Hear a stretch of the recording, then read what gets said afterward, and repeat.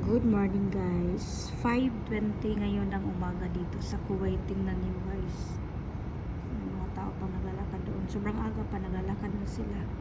Sobrang ganda na ng panahon guys. Mahangin na siya. Medyo nilalamig na ako ngayon.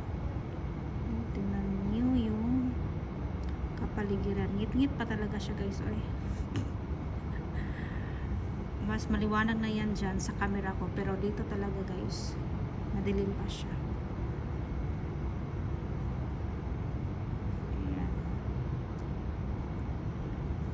Yan yung harap na building pero sobrang layo na yan. Ito yung normal yan na camera.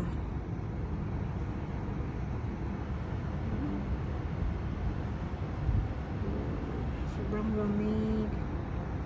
Wow, winter is waving na talaga guys. At saka ngayon ay Halloween. Maraming mga tao naglalakad.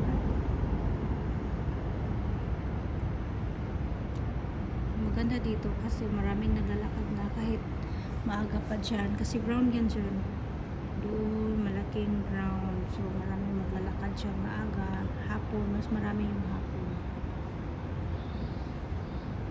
Tapos ngayon guys ay ganito talaga yung oras na yung maaga magtatrabaho like 5 o'clock, meron na mga tao marinig yung may nanood na video dyan sa kabila.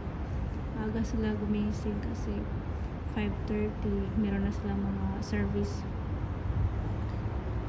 so darating na yung mga service na 5:30 na gano'n, kaya maaga sila, lalo na winter guys, as in sobrang lamig pero nandito na sila sa labas. Kumusta naman ang mga binignit biko, bibingka niyo dyan, luto na. Happy November 1 everyone.